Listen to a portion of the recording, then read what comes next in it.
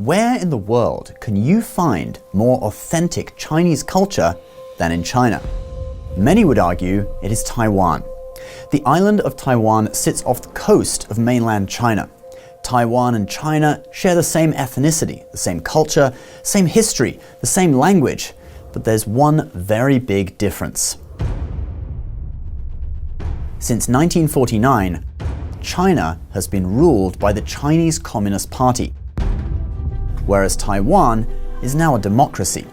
That one difference has caused these two places, situated a mere 100 miles from each other, to seem like two different worlds. There is no greater example of this difference than with the treatment of Falun Gong. With roots in traditional Chinese culture, the Buddhist-based practice of Falun Gong grew quickly in both China and Taiwan. It was first introduced to the public in China in 1992. By 1999, 100 million people had taken up the practice in China. Similarly, in Taiwan, Falun Gong is found in virtually every city, town, or village throughout the entire island. In fact, you'd be hard-pressed not to find a park that has Falun Gong practitioners doing their sitting meditation or slow-moving exercises each morning. Sadly, in 1999, former Chinese Communist Party leader Jiang Zemin ordered that Falun Gong be eliminated in China. But that was not so in Taiwan, where Falun Gong practitioners not only remain free to practice, but are continually recognized by the government and civic organizations for their moral character and their contribution to Taiwanese society. Consider the following stories.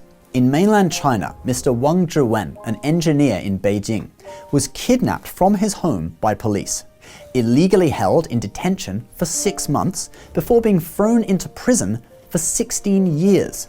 The reason? Mr. Wang had volunteered his time to help organize Falun Gong practice sites in Beijing. In Taiwan, Mr. Zhang Qingxi, a professor of economics at the National Taiwan University, has received congratulatory letters from Taiwan's president and once played host to the mayor of Taipei during a Falun Gong conference. The reason? Mr. Zhang volunteers his time to help organize Falun Gong practice sites in Taiwan. Today in China, Falun Gong practitioners are kidnapped from their homes for meditating, seized whilst handing out leaflets, or arrested for posting information online. They are routinely tortured and killed. Today in Taiwan, there are hundreds of practice sites in parks and public spaces where people can go to learn Falun Gong free of charge. Several Falun Gong summer retreats for elementary and middle school teachers endorsed by Taiwan's Board of Education have been organized in the past years to introduce the principles of the practice to teachers as part of their ongoing education. In China, Falun Gong practitioners are routinely imprisoned without trial. Many are sentenced to up to 18 years in prison or forced labor camps. In Taiwan, prison officials have welcomed Falun Gong practitioners as guests, invited to speak to inmates about living upright and moral lives in the hopes that the spirit of Falun Gong will help them turn their lives around. China and Taiwan were not always on opposite sides of the spectrum with regard to Falun Gong.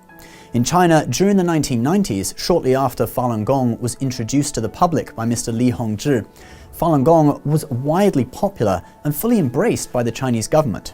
Mr. Li was even invited to speak at senior government venues and was given awards for the benefits that Falun Gong had brought to the health and well-being of the Chinese people. That all changed tragically in 1999. The core principles of Falun Gong are truthfulness, compassion, and tolerance. People who practice aspire to live by these principles in their daily lives.